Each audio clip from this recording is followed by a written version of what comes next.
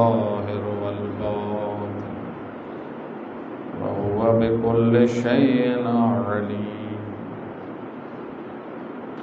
والصلاة والسلام على حبيبك ونجيبك وصفيك من عبادك الذي أرسلته بالهدى ودين الحق ليظهره على الدين كله ولو كره المشركون أبي القاسم محمد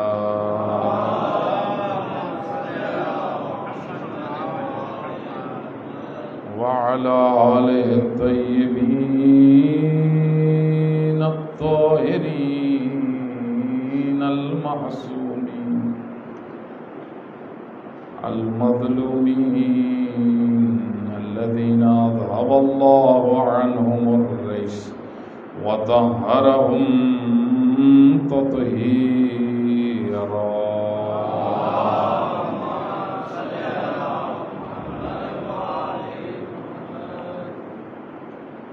واللعنة الدائمة على أعدائهم أجمعين.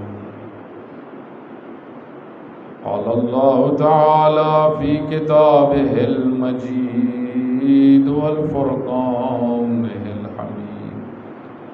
بسم الله الرحمن الرحيم. قل لا أسألكم عليه أجرا إلا المودة في القربى. صلوات پڑھیں.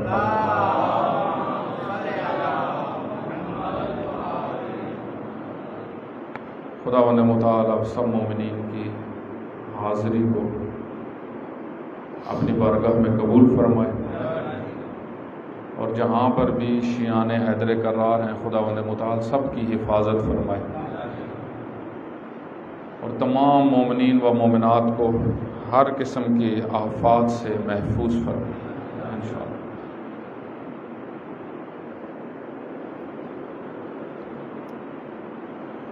خداوند متعال کا لطف و کرم ہے جس نے ہمیں ایک اور محرم الحرام درک کرنے کی توفیق عطا فرمائی۔ اس کی جتنی حمد و ثنا کی جائے وہ کم ہے کہ جس نے ہمیں سید الشہداء علیہ السلام جیسے رہبر عطا کی اور ان کا ذکر کرنے کی توفیق دی ہمیں۔ آپ کی خدمت میں آج ایک مختصر سی تمہیدی گفتگو ہوگی، اور انشاءاللہ پھر ہم اپنے موضوع کو ساتھ ساتھ لے کے آپ کی خدمت میں چلیں گے کہ کربلا تجلی گاہ ہے اقدار اسلامی کی۔ انشاءاللہ اس موضوع کو آج آخر میں اس کی طرف اشارہ بھی کروں گا کہ اس سے مراد کیا ہے اور ہم نے کس چیز کو ڈسکس کرنا ہے۔ سب سے پہلے آپ کی خدمت میں ایک بڑا بنیادی سوال جو ہمارے ہاں کیا جاتا ہے، اور وہ بات اور وہ سوال ایسا ہے کہ جو بعض لوگوں کے ذہن میں آتا ہے مختلف وجوہات کی وجہ سے۔ کچھ لوگ ایسے ہیں کہ جو مریض ہیں، مسلمانوں کے اندر ہیں مختلف طبقات کہ جن کو اہل بیت علیہ السلام کا ذکر تحمل نہیں ہوتا۔ وہ مریض لوگ ہیں، وہ یہ سوال اٹھاتے ہیں۔ اور دوسرا وہ لوگ جو بعض اوقات لوگوں کی باتوں میں آ جاتے ہیں، ظاہری حالات کے تحت پوچھتے ہیں کہ اس طریقے سے مجالس عزا کا اہتمام تقریباً 2 ماہ اور کچھ عرصہ، اور پہلے 10 دن محرم الحرام کے اس میں اتنا زیادہ اہتمام، ملک کی سیکیورٹی ادارے ان کو مشکل میں ڈالا جاتا ہے۔ یہ ایک سوال کرتے ہیں کہ ایسا کیوں ہے؟ کیوں ان مجالس کا اہتمام ضروری ہے؟ کیا ضرورت پڑی ہے کہ اس پیمانے پہ سید الشہداء علیہ السلام کا ذکر کیا؟ یہ واضح سی بات ہے کہ اس طریقے سے اہتمام سید الشہداء علیہ السلام کی شخصیت سے کے علاوہ کسی کے متعلق بھی نہیں ہے۔ یہ مجالس، یہ عزاداری، یہ نوحہ خوانی، لازم بات ہے لوگ روڈوں پہ آتے ہیں، بہت ساری جگہ پہ مشکلات بھی محرم الحرام میں پیش آتی ہیں۔ تو قرآن کریم سے آپ کی خدمت میں ایک آیت سے آغاز کروں گا کہ ہمیں پتہ چلے کہ قرآن جو کربلا کا واقعہ ہے، جو ایک تاریخ ہے، اس کا تذکرہ، اس کا ذکر، اس کو دہرانا کیوں ہمارے لیے اہمیت کا حامل ہے، کیا امپورٹنس رکھتا ہے بشریت کے لیے، انسانیت کے لیے، کیوں ضروری ہے؟ دیکھیں، قرآن کریم ہدایت کی کتاب ہے۔ قرآن کریم وہ کتاب ہے جس سے اہل بیت علیہ الصلوۃ والسلام اپنے ادعا کو ثابت کرتے تھے۔ آپ اگر تمام ائمہ علیہ الصلوۃ والسلام کی زندگی کا مطالعہ کریں، سب کا طریقہ کار کسی بھی بات کو ثابت کرنے کا یہ ہوتا تھا کہ وہ قرآن سے دلیل لے کر آتے۔ پھر پیغمبر کا فرمان، ایک مسلمان کے لیے سب سے زیادہ جو چیز اہمیت رکھتی ہے دلیل کے طور پہ، وہ قرآن کریم۔ جہاں پہ قرآن کریم کی نص آ جائے، جہاں پہ قرآن کریم کا فرمان آ جائے، وہاں مسلمان تسلیم ہو جاتا ہے، مسلمان جھک جاتا ہے، مومن جھک جاتا ہے۔ جہاں پہ سنت پیغمبر کی بات ہو جائے، جہاں پہ فرمان پیغمبر گرامی آ جائے، البتہ معتبر فرمان پیغمبر اکرم صلی اللہ علیہ وآلہ وسلم، اللہم صلی اللہ علیہ وسلم، واضح سی بات ہے کہ اس میں تو خود پیغمبر گرامی نے فرمایا کہ میرے بعد میرے اوپر جھوٹ باندھے جائیں گے، جھوٹ بولے جائیں گے، اور جو ایسا کرے گا مقعدہ فی النار، اس کا ٹھکانہ جہنم۔ تو پیغمبر کی زندگی میں ہی یہ سلسلہ شروع ہو گیا تھا، بعض آثار سے یہ پتہ چلتا ہے۔ لیکن جہاں پہ اتھینٹک حدیث ہو، اتھینٹک دلیل ہو، تو وہاں پہ پھر ایک مسلمان، ایک مومن سنت کے آگے جھک جاتا ہے۔ اور یہی آپ دیکھیں، مسلمان قرآن و سنت اس کو محور سمجھتے ہیں۔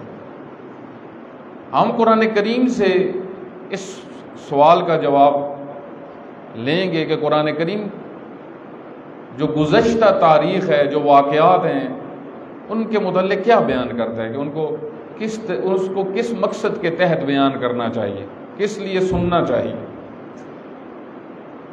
سورہ ہود کی 120 نمبر آیت میں خداوند متعال فرماتا ہے، دقت کریے گا، توجہ رکھیے گا، انشاءاللہ باران رحمت ہوتی رہے گی، خداوند متعال کا لطف و کرم رہے گا۔ ایک صلوات پڑھ محمد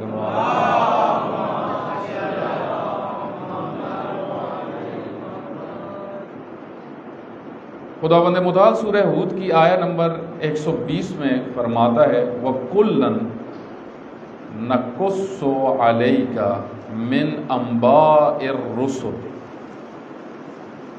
اے پیغمبر گرامی، اے ہمارے حبیب،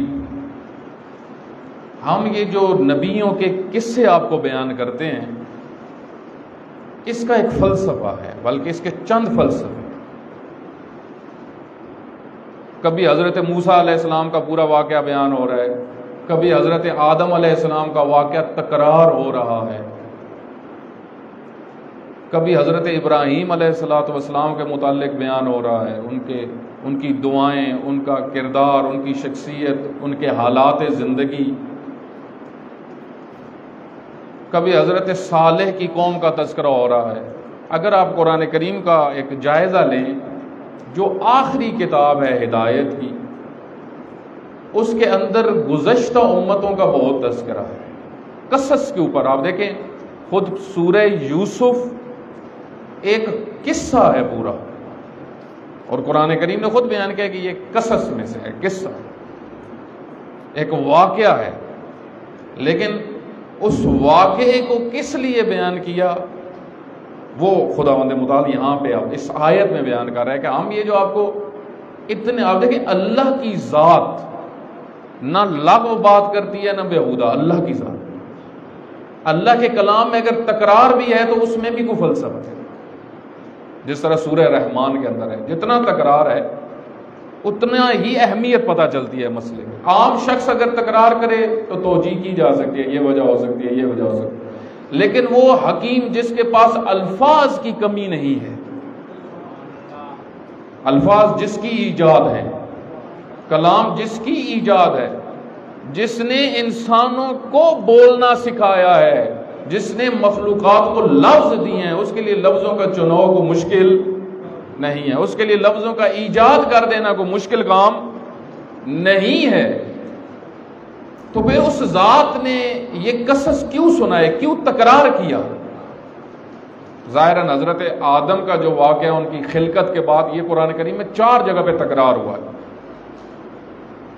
تو خداوند متعال فرماتا ہے کُلًّا نَقُصُّ عَلَيْكَ مِنْ أَنْبَاءِ الرُّسُلِ، ہم نے یہ جو نبیوں کی باتیں آپ کو سناتے ہیں، اس کا پہلا فائدہ یہ ہے اور پہلا مقصد یہ ہے نُثْبِتُ بِهِ فُؤَادَكَ، آپ کا دل مضبوط ہوگا،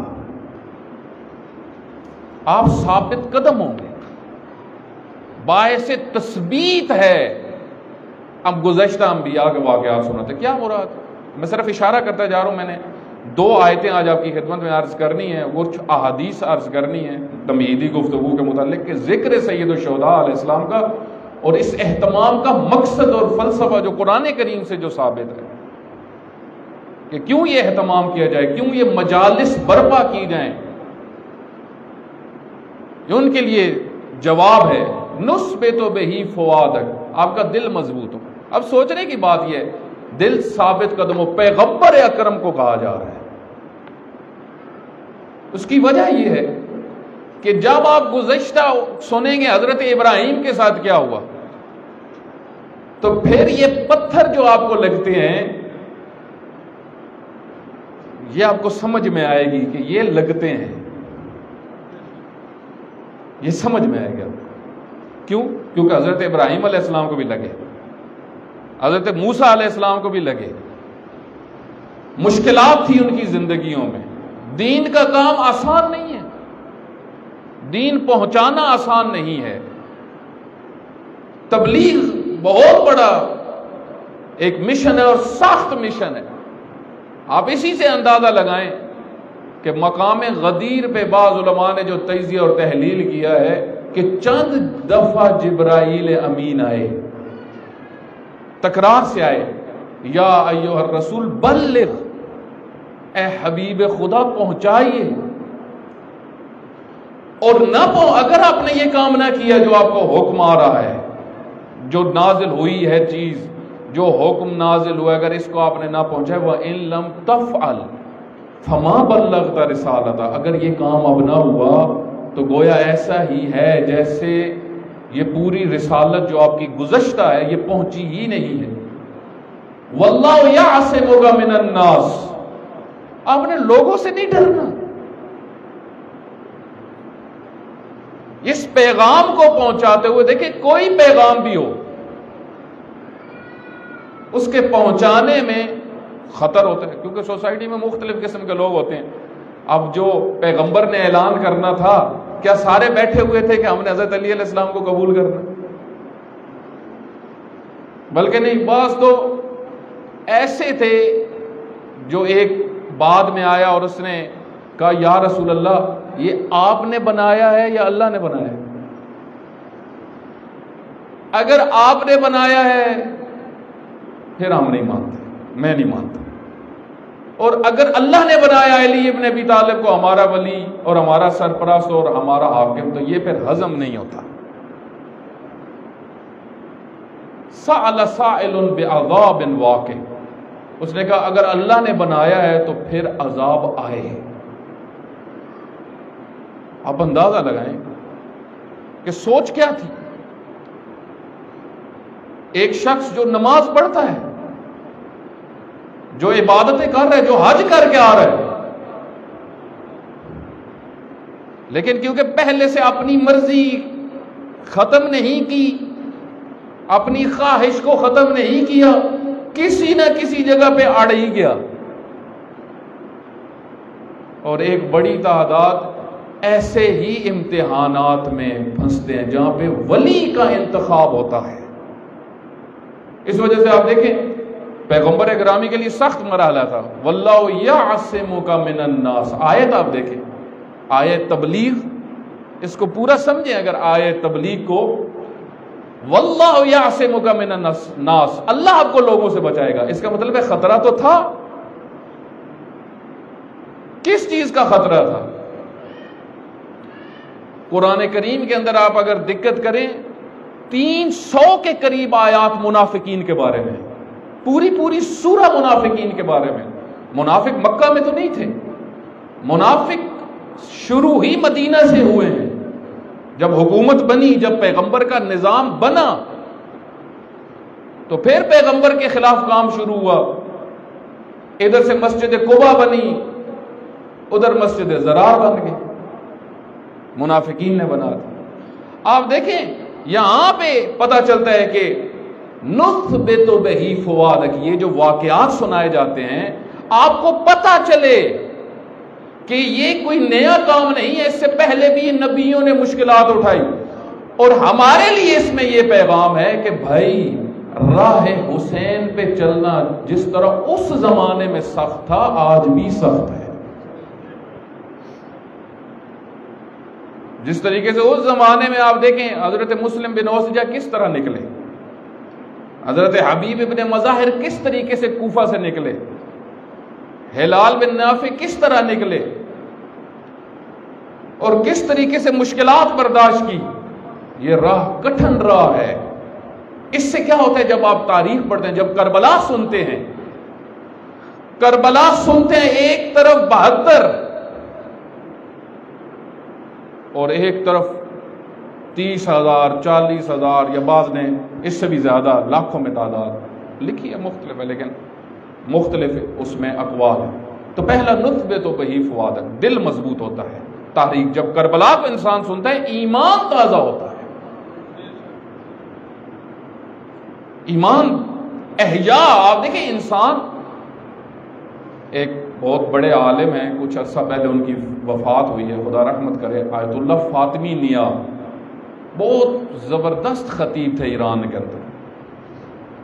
وہ فرماتے ہیں کہ انسان گاڑی کی طرح ہے، ایک مثال ہے، مثال انسان گاڑی کی طرح ہے، پیٹرول چاہیے اس کو، پھر چلتا ہے۔ فرماتے ہیں ہر روز اخلاق کی باتیں چاہیے، ادب چاہیے، ایک پیغام چاہیے، تربیت چاہیے، تب انسانیت اس کی وجود میں آتی ہے۔ بالکل گاڑی کی طرح، اگر پیٹرول ختم ہو جائے، آپ دیکھیں جب ہم نماز کی اہمیت کا سنتے ہیں، روزے کی اہمیت کا سنتے ہیں، تو ہمارے اندر ایک روح تازہ ہوتی ہے۔ جب کربلا کا پیغام سنتے ہیں، جب ان کی شجاعت کو سنتے ہیں کہ وہ کتنے شجاع تھے، اتنے ظالم اور مقتدر، یزید جیسے پست انسان کے مقابل میں 72 لوگ آ گئے، جن میں سید الشہداء علیہ السلام امام اور رہبر ہیں۔ پہلے نثبت بہ فؤادک، دوسرا وجاءک بہ ھذا الحق، کیوں قصے بیان ہوتے ہیں, کیوں تاریخ کربلا بیان ہو, حق اور باطل کی تشخیص ہو. اگر کربلا نہ ہوتی, اگر یہ تاریخ بیان نہ ہوتی, یقین کر لیں آج کسی کو راہ حق اور راہ خدا معلوم نہ ہوتی. راہ حق کو زندہ کرنے کے لیے اہل بیت علیہ الصلوۃ والسلام نے مجالس کا اہتمام کیا, بہت اہتمام کیا, تاکہ لوگوں کو پتہ چلے حسینیت کیا ہے, یزیدیت کیا ہے.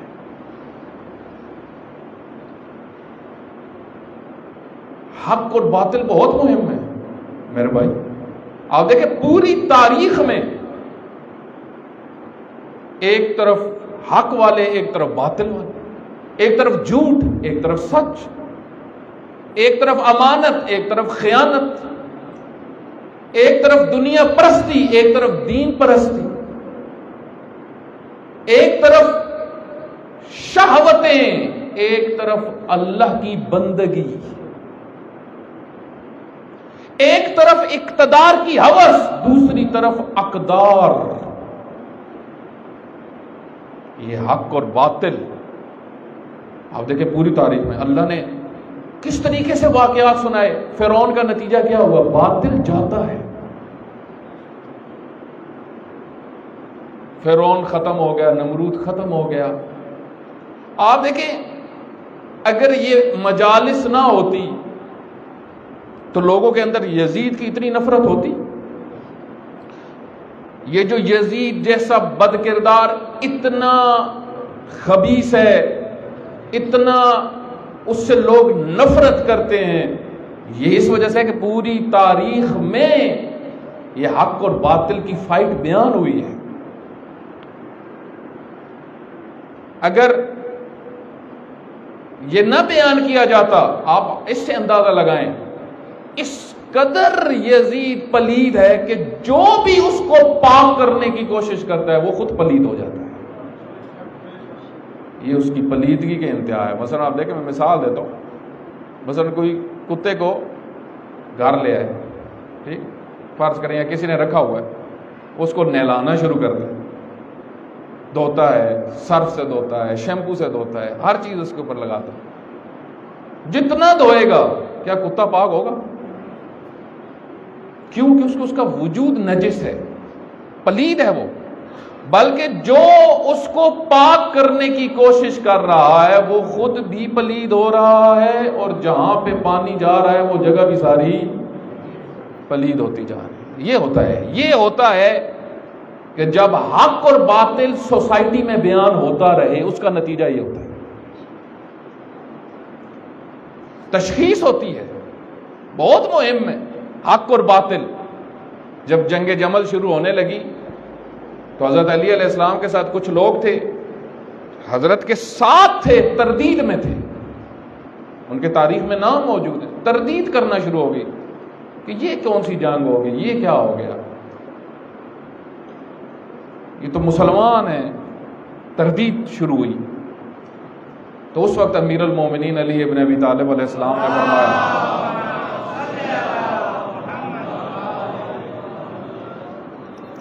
اعرف الحق تعرف اعلیٰ, پہلے حق کو سمجھو پھر حق والے سمجھ میں آئیں گے. پہلے باطل کو سمجھو پھر باطل والے سمجھ میں آئیں گے.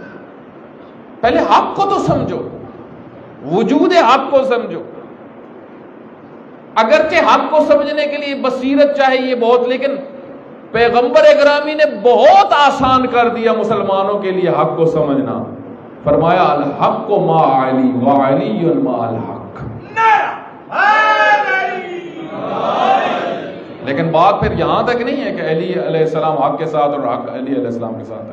حدیث اس سے آگے بھی ہے, یدور الحق من حیث الدار, جدھر علی جاتے ہیں حق ادھر چلا جاتا ہے. آپ دیکھیں ایک وجود کس طرح اللہ کی ذات میں محو ہے, اس کا وجود حق ہے. جس طرح سیدہ کی شخصیت رضایت خدا ہے.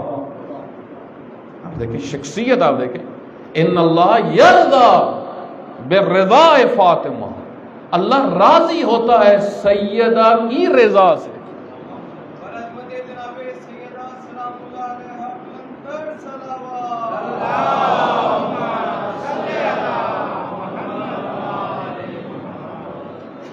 حق اور باطل کی تشخیص کے لیے ہم آپ کو یہ واقعات بیان کرتے ہیں. البتہ میں آپ کی خدمت میں یہ ایک نکتہ قرآنی نکتہ عرض کرتا ہوں. بہت سارے مقامات پہ جہاں پہ خداوند متعال پیغمبر گرامی سے خطاب فرما رہا ہے وہ در حقیقت امت سے خطاب ہے.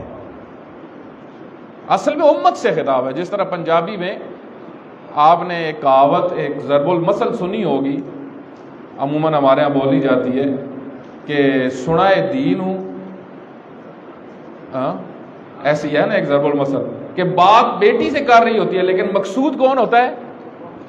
بہو ہوتی ہے، سنا بہو کو رہی ہوتی ہے. اسی طریقے سے خداوند متعال بہت سارے مقامات پہ جہاں امت سے پیغمبر گرامی سے خطاب فرما رہا ہے در حقیقت امت سے خطاب ہے کہ آپ نے یہ جو واقعات آپ کے سامنے پیش ہو رہے ہیں یہ نہ سمجھنا اللہ کو سٹوریاں سناتا ہے. کفار کہتے تھے اللہ یہ قرآن سٹوریاں ہیں. کفار کہتے تھے اساطیر الاولین، پرانوں کے قصے محمد لے کے آ گیا ہے. تو اس لیے انہوں نے بھی مقابلے میں قصے بنائے. سورہ لقمان کی 6 آیت اگر آپ اس کا مطالعہ کریں تو اس کے ذیل میں جو بحث کی ہے کہ ایک شخص نکلا جو عموماً شام آنا جانا جس کا رہتا تھا، اس نے ایک دفعہ وہ ایران گیا اور اس نے وہاں پہ کچھ قصے یاد کیے صرف اس لیے تاکہ پیغمبر گرامی کے مقابل میں سنائے جائے. یہ سورہ لقمان کی 6 آیت اسی تناظر میں پبلک کو اس نے کھینچنا شروع کر دی. تو اب وہ یہ بھول گئے کہ بھائی جو یہاں پہ حضرت صالح کا واقعہ سنایا جا رہا ہے، حضرت ابراہیم کا واقعہ سنایا جا رہا ہے، انبیاء کے حضرت زکریا کا واقعہ سنایا جا رہا ہے، حضرت مریم کا واقعہ سنا رہے ہیں، یہ کوئی قصہ گوئی تھوڑی ہے، یہ بچوں کو سنانے کے لیے تو نہیں ہے، یہ امتوں کے لیے پیغام ہے. بنی اسرائیل کو پڑھو کہ وہ کتنے عظیم تھے، کتنے ذلیل ہوئے، کیوں، کیا کیا انہوں نے. نثبت بہی فوادک وجاءک بہی ھذا الحق. تیسرا وموعظہ، کربلا اس لیے سنو، نصیحت لو کربلا سے، اچھے کرداروں سے نصیحت لو، برے کرداروں کو دیکھو وہ کیسے تھے. وہ بھی تو مسلمان تھے لیکن اتنے گھٹیا کیوں ہوئے کہ پیغمبر کے بیٹے کے مقابل میں آ کے کھڑے ہو گئے. اور اس طرح کھڑے نہیں ہوئے، نصیحت لو. وہ قربتاً اللہ آئے تھے، وہ اتنے جاہل تھے، اتنے دین سے دور تھے، اتنا غلط دین ان کو پڑھایا گیا تھا، اتنی غلط راہوں پہ وہ چل گئے تھے کہ یہ معتبر ایک روایت ہے جس میں معصوم نے بیان کیا ہے کہ وہ قربتاً اللہ اپنی طرف سے گئے ہوئے تھے اللہ کے لیے. آپ دیکھیں یہ نصیحت نہیں ہے کہ پیغمبر کے بیٹے کو قتل کرنے کے لیے پہنچ گئے، ثواب لینا ہے. ثواب عجیب ثواب ہے بھائی، مطلب ان کو پتہ ہی نہیں ثواب ہوتا کیا ہے، فلسفہ ثواب کیا ہے، مقصد ثواب کیا ہے، اللہ نے ثواب رکھا کس لیے، وہ پتہ ہی نہیں. وہ کہتے ہیں ایک کسی بہت بڑی شخصیت کے پاس کوئی آیا، عالم اسلام کے ایک فقیہ گزرے ہیں، ان کے پاس کوئی آیا اور حج کے موقع تھا ظاہراً، تو اس نے سوال کیا، اس نے کہا محرم جو ہے اگر وہ احرام کی حالت میں مکھی مار دے تو اس کا کیا حکم. تو وہ جو فقیہ تھے وہ مسکرائے، انہوں نے کہا تعجب ہے عراقیوں پہ، مکھی کو مارتے ہوئے ڈر رہے ہیں اور رسول اللہ صلی اللہ علیہ وسلم کے بیٹے کو قتل کرنے کے لیے کس طرح پہنچ گئے.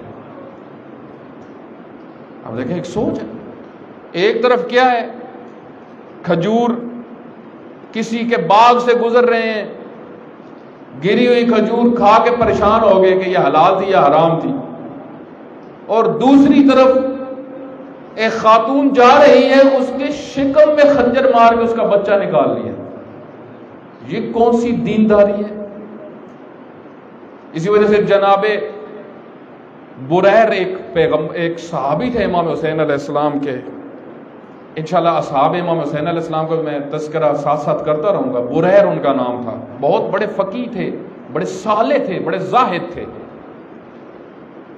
وہ روز عاشورہ نصیحت کرنے کے لیے آئے، سید الشہداء علیہ السلام سے انہوں نے اجازت لی، چند اصحاب نے اجازت لی کہ ہم نصیحت کرنا چاہتے ہیں، ان کو سمجھانا چاہتے ہیں کہ تم کیا کر رہے ہو۔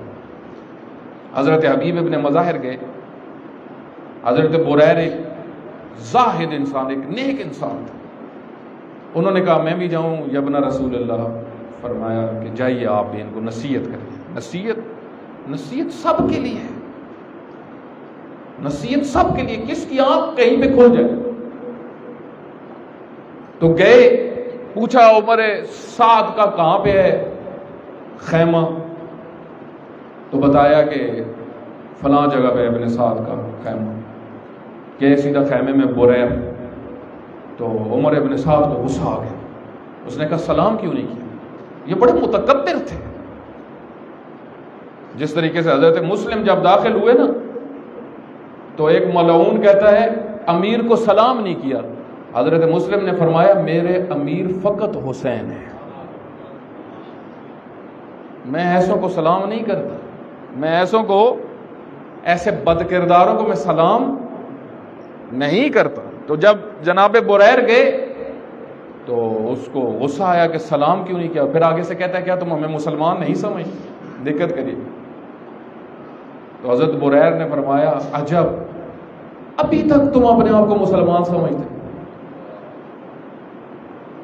ابھی تک تم سمجھتے ہو ہماری مسلمانی باقی۔ یہ فرات کا کنارہ ہے جہاں سے ہر جانور پانی پی رہا ہے، اور تھوڑے سے فاصلے پہ دیکھو رسول اللہ کی بیٹیاں بیٹھی ہیں۔ کیا یہ نصیحت نہیں کہ اتنے پست اور گھٹیا مسلمان؟ مت بنو ایسا مسلمان۔ کربلا کو اگر سنتے سب تو آج بھی ایسے نظر نہ آتے۔ یہ جو آج بھی ہمیں سوسائٹی میں اس کردار کے لوگ نظر آتے ہیں مسلمانوں کے اندر، اس طرح قساوت قلب رکھنے والے، یہ در حقیقت کربلا سے دور ہے۔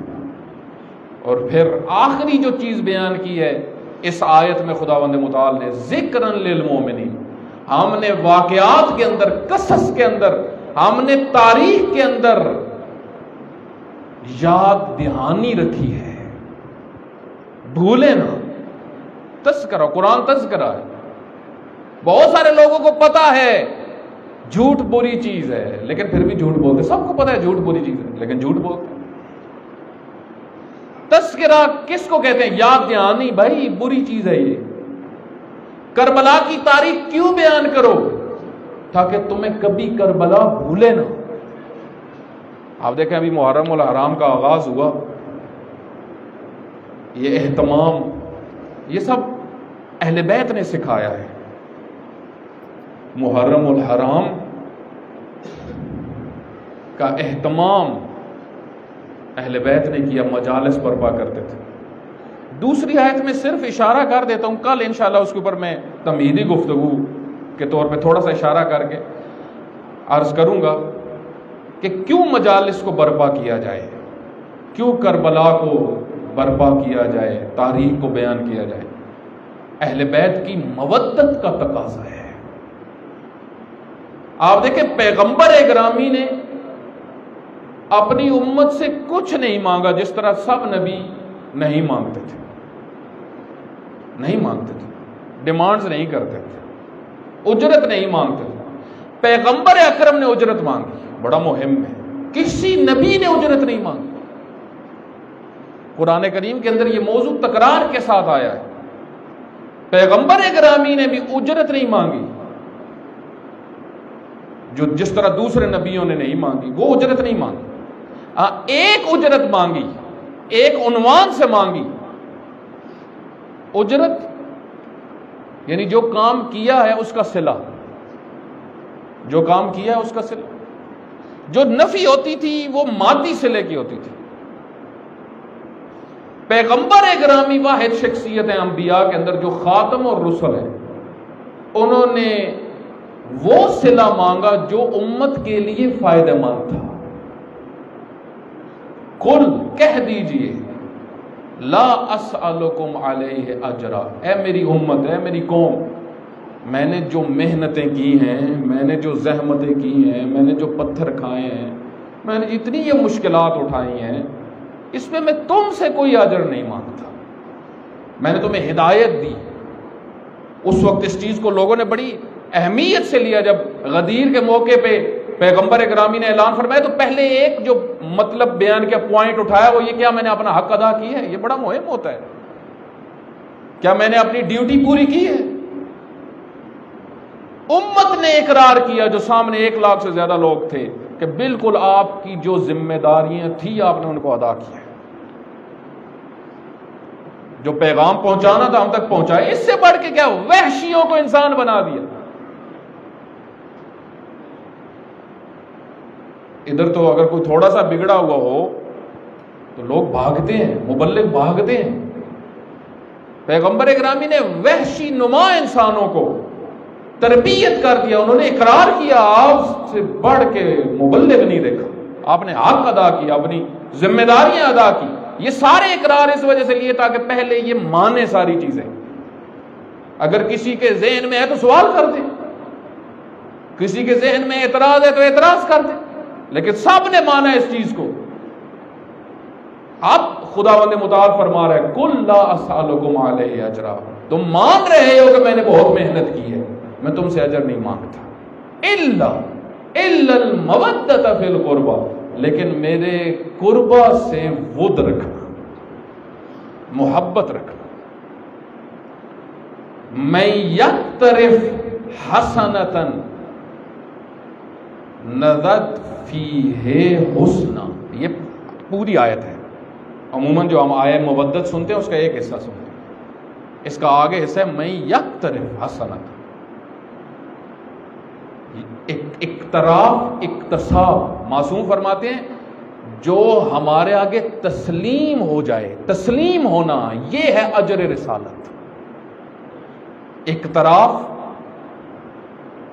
یعنی اہل بیت کی ود اور محبت کے نتیجے میں ان کی پیروی کرنا، ان کے آرڈر کے آگے تسلیم ہونا، یہ پیغمبر اکرامی کی رسالت کا اجر ہے.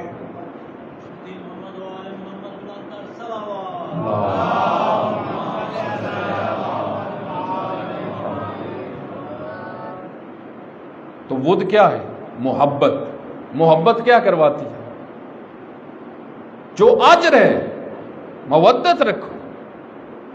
محبت ذکر کی طرف لے کے آتی ہے. محبت کہتی ہے ان کے لیے اہتمام کرو، محبت کہتی ہے ان کا ذکر کرو. مجھے بتائیں دنیا میں آپ کو کوئی ایسا محب نظر آئے گا جو محبوب کا ذکر کرنے سے کراہت کرتا ہو؟ کوئی دنیا میں ایسا؟ یہ کیسے دعوے دار محبت ہیں بعض کہ جو ذکر سے ڈرتے ہیں. ایک محبت کا تقاضا یہ ہے، ایک تقاضا یہ ہے، ایک، ورنہ اس سے اور بھی بہت سارے تقاضے ہیں. ایک محبت کا تقاضا یہ، اور یاد رکھیں ولایت اور امامت کی بنیادوں میں یہ حب ہے. حال دین الا الحب. کیا دین حب کے علاوہ بھی کوئی چیز ہے؟ دین ہے ہی حب. حب و بغض انسانی تقاضا یہ، جس سے محبت کرتا ہے اس کا ذکر کرتا ہے. اللہ فرما رہا ہے محبت اہل بیت اجر رسالت ہے. اس کا مطلب ہے جو ان کا ذکر کرتا ہے، جو ان کو یاد کرتا ہے، جو ان کے غم میں غم مناتا ہے. اسی وجہ سے امام رضا علیہ السلام فرماتے ہیں جو ہمارے ہیں ہمارے غم میں مغموم ہو جاتے ہیں، ہماری خوشی میں مسرور ہو جاتے ہیں. جو ہمارے ہیں، جو واقعی محب ہے، جب ہم مغموم ہوتے ہیں وہ خوش نہیں ہوتا. وہ عاشورہ والے دن پکنک پہ نہیں جاتا، وہ غم مناتا ہے. انشاءاللہ کل اسی کو میں آگے بڑھاؤں گا اس آیت کے ذیل میں. اقدار آپ دیکھیں کربلا اقدار سے پر ہے. عزت، عدالت، یہ پیغام ہے، عزت کا درس کربلا سے سیکھو، عفت کا درس کربلا سے سیکھو، عادل کا درس کربلا سے سیکھو، وفا کربلا سے سیکھو، امانتوں کی ادائیگی کربلا سے سیکھو، حق کے لیے سب کچھ کر گزرنا کربلا سے سیکھو۔ یہ اقدار ہیں کربلا کے، جس کے لیے اہل بیت نے بہت کچھ خرچ کیا۔ امام صادق علیہ السلام کے پاس جب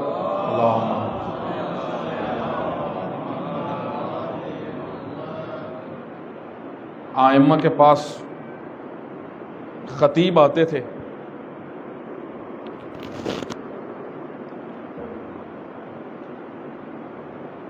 چوتھے امام، پانچویں امام، چھٹے امام، ساتویں امام، آٹھویں امام، ان سب کی زندگیوں کا اگر مطالعہ کریں کس طریقے سے مجالس کو برپا کرتے تھے۔ خطیب آتے تھے، گھر میں مجالس کا اہتمام کرتے تھے۔ اس وقت حالات خاص قسم کے تھے، حتیٰ بعض جگہ پہ ملتا ہے، ایک میں کتاب میں پڑھ رہا تھا کہ ایک دفعہ مجلس امام صادق علیہ السلام کے گھر میں ہوئی، جو ختم ہوئی تو کچھ حالات حضرت کو محسوس ہوئے کہ ٹھیک نہیں، حضرت نے فوراً کہا کہ لوگوں کو منتشر ہو جائے۔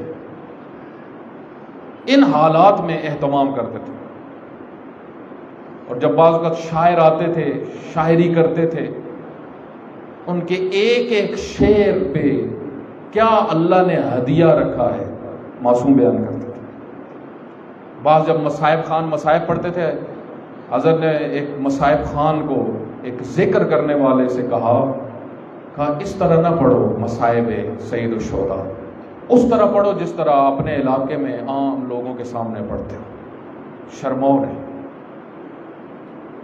دیب الخزائی نے ایک دفعہ شعر پڑھا ایک مصیبت کا، حضرت نے گریہ فرمایا امام رضا علیہ السلام نے، اور اپنی قمیض اس کو ہدیے میں دی اور فرمایا کہ یہ وہ قمیض ہے جس کے ساتھ میں نے بہت نمازیں پڑھی ہیں، بہت قرآن پڑھا ہے۔ عزیزان، یہ اہل بیت کی محنتوں کا نتیجہ ہے جو ہم تک مجالس پہنچی۔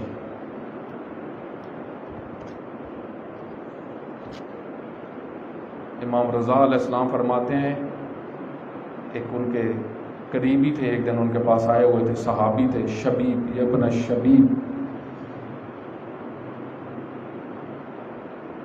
جب بھی تمہارا رونے کو دل چاہے، اس سے پہلے ایک جملہ فرمایا اے شبیب، یہ وہ مہینہ ہے جس میں مشرکین بھی لڑنے سے ڈرتے تھے زمانہ جاہلیت میں، لیکن مسلمانوں نے ہم اہل بیت کی ہتک اس محرم میں کی ہے، ہتک غرب۔ آپ دیکھیں آج بھی ایسے فتنہ گار ہیں۔ میں کل خبر دیکھ رہا تھا کہ گلگت کے اندر فائرنگ شروع کر دی، صرف کس لیے؟ محرم کی ہتک کی جائے، محرم کی شان میں اس کی بے حرمتی۔ دیندار بے حرمتیاں نہیں کرتا، مشرک جس مہینے کا احترام کرتے ہوئے تلوار نہیں اٹھاتے تھے، مسلمانوں نے اس مہینے کے اندر وہ گستاخیاں کی جس کو تاریخ لکھتے ہوئے بھی شرم کرتی ہے۔ فرمایا اے شبیب ابن شبیب، ایک درد بھرا جملہ ہے، محسوس کریے گا۔ امام فرماتے ہیں جب بھی تمہارا رونے کو دل چاہے، جب بھی تمہارا دل چاہے رونے کو، کوئی حادثہ ہوا ہو، کوئی خبر تمہیں ایسے ملے جس پہ انسان کو رونا آ جائے، فرمایا جب بھی تمہارا دل چاہے رونے کو، حسین ابن علی پہ رویا کر۔ کسی کی خبر سن، کسی کی وفات ہوئی ہو تو حسین ابن علی کا ذکر کرو۔ اس وجہ سے خود امام صادق علیہ السلام فرماتے ہیں کہ جو ہی محرم کا چاند نظر آتا تھا تو امام باقر علیہ السلام، اور بعض کتابوں میں امام موسیٰ کاظم علیہ السلام کے متعلق، امام موسیٰ کاظم علیہ السلام جو محرم کا چاند کی خبر ملتی تھی حضرت کے چہرے سے مسکراہٹ ختم ہو جاتی تھی۔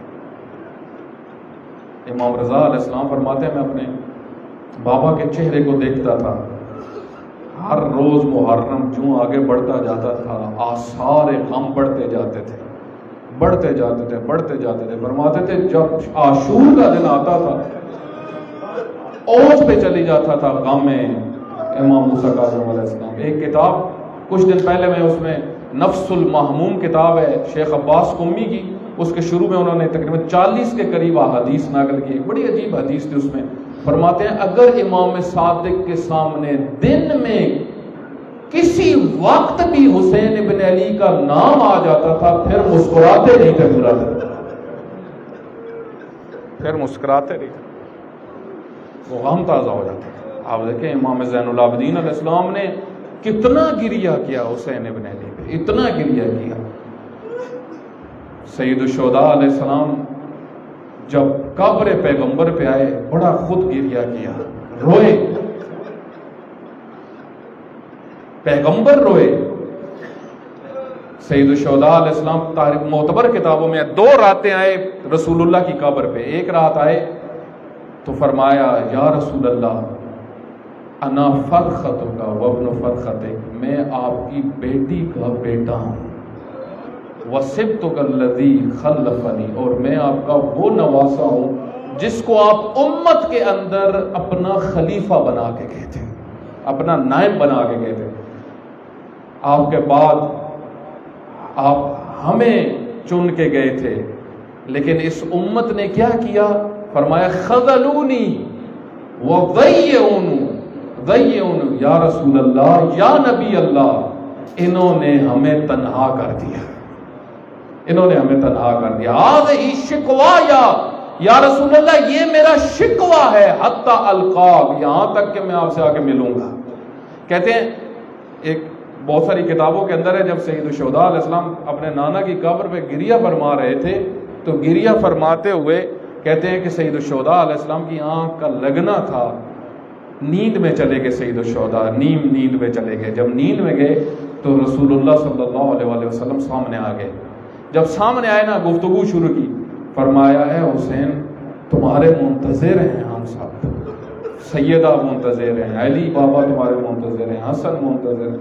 کہتے ہیں گفتگو ہوتی رہی، مقتل کے جملے ہیں۔ کہتے ہیں جب ارادہ کیا نا پیغمبر گرامی نے جانے کا تو اتنی محبت تھی امام عالی مقام کو، فرمایا اے میرے جد مجھے بھی ساتھ لے جائیں، اکیلے کیوں جا رہے ہیں؟ اتنا دل تنگ تھا دنیا سے۔ کہتے ہیں پھر اپنی اماں کی قبر پہ گئے، بس میرے آخری جملے۔ اس کے بعد جب خبر ملی نا حضرت ام سلمہ کو، حضرت ام سلمہ جن کے متعلق معتبر کتابوں میں ہے کہ ماؤں کی طرح محبت کرتے تھے، کیونکہ حضرت ام سلمہ بہت خیال رکھتی تھی امام حسین علیہ السلام کا۔ جب حضرت ام سلمہ کو خبر ملی نا تو انہوں نے پوچھا حسین کہاں جا رہے ہو؟ کہا سفر کا ارادہ رکھتا ہوں۔ ڈر گئی جب سفر کا سنا، فرمایا اچھا اگر سفر کرنا ہے تو عراق کا سفر نہ کرو، عراق کا سفر نہ کرو۔ کہا کیوں اماں عراق کا سفر کیوں نہ کرو؟ کہا تمہارے جد سے میں نے سنا ہے، معتبر کتابوں کے اندر ہے، معتبر کتاب اہل سنت نے بھی اس کو نقل کیا اپنی کتابوں کے اندر کہ ایک دن ام سلمہ کے ہی گھر میں رسول اللہ تشریف فرما تھے، حسین ابن علی داخل ہوئے، اتنی محبت تھی حسین سے، بوسے دینا شروع کیے، ماتھے پہ بوسے دیتے تھے، چہرے پہ بوسے دیتے تھے، ہاتھوں پہ بوسے دیتے تھے، سینے پہ بوسے دیتے تھے، ہونٹوں پہ بوسے دیتے تھے۔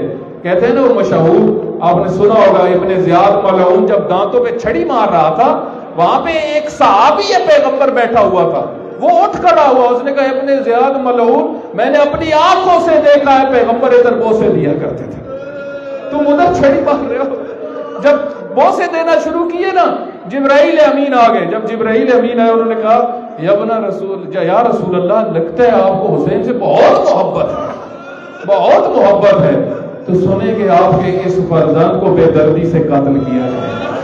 جب یہ جملہ سنا پیغمبر گرامی کی آنکھوں میں آنسو آئے، گریہ شروع کیا۔ حضرت ام سلمہ نقل فرماتی ہیں جب رونا شروع کیا نا اس وقت میں نے دیکھا سید المرسلین کے ہاتھ میں ایک خاک تھی، خاک شفا کی جو جبرائیل امین لے کے آئے تھے حضرت کو دی تھی، سید المرسلین نے وہ خاک شفا حضرت ام سلمہ کو دے دی تھی، حضرت ام سلمہ کے پاس. اب جب جانے لگے نا، کہتے ہیں حضرت ام سلمہ نے فرمایا عراق نہ جائیے گا. تو اس وقت امام عالی مقام نے فرمایا اماں اگر آپ کو میری شہادت کا علم ہے تو کیا مجھے علم نہیں ہے؟ دیکھنا چاہیں گی وہ زمین، دیکھنا چاہیں گی وہ مقام جہاں پہ آپ کے بیٹے کی شہادت ہوگی. کہتے ہیں اس نے امامت سے کربلا سامنے آ گئی، خاک شفا کو اٹھا کے دے دیا اور دونوں مٹیوں کو ملا کے ام سلمہ نے رکھ دیا. ہر روز روٹین کے مطابق دیکھا کرتی تھی، کیونکہ رسول اللہ نے بتایا تھا جب تک مٹی مٹی رہے میرا بیٹا زندہ رہے گا، جب اس مٹی سے خون نکلنا شروع ہو جائے سمجھ لینا میرا بیٹا دنیا سے چلا گیا. بعض کتابوں میں اہل سنت کی کتابوں میں اور ترک سے بھی نقل ہوا ہے، عبداللہ ابن عباس سے بھی نقل ہوا ہے، لیکن بعض کتابوں میں حضرت ام سلمہ نیند میں تھی، انہوں نے دیکھا پیغمبر گرامی خواب میں ہے، انہوں نے کہا ہے ام سلمہ آپ سو رہی ہو، میرا حسین قتل ہو گیا. جلدی سے اٹھی، اٹھ کے اس شیشی کے پاس گئی، دیکھا دم العبی تازہ خون نکل رہا تھا، جو خون نکل رہا تھا. حضرت ام سلمہ نے گریہ شروع کیا، وین شروع کیے، بین شروع کیے. جب شروع کیے نا خواتین آ گئی بنی ہاشم کی، انہوں نے کہا ام سلمہ آپ کو کیا ہوا، آپ کو کیا ہوا؟ کہا میرا حسین قتل ہو گیا. کہا آپ کو کیسے خبر ملی؟ کہا میرے حبیب نے مجھے یہ شیشی دی تھی، یہ خاک دی تھی. کہا خاک پہلے خاک تھی، آج خون میں بدل گئی. میں کہا ام سلمہ آپ نے صرف خبر سنی تھی، لیکن ایک بہن وہ تھی جو سارا منظر دیکھ رہی تھی، جس کے سامنے تو سب کچھ ہو رہا تھا.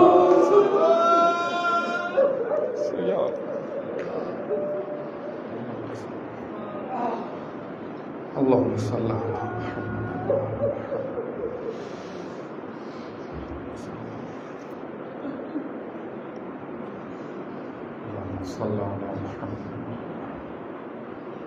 بسم اللہ الرحمن الرحیم.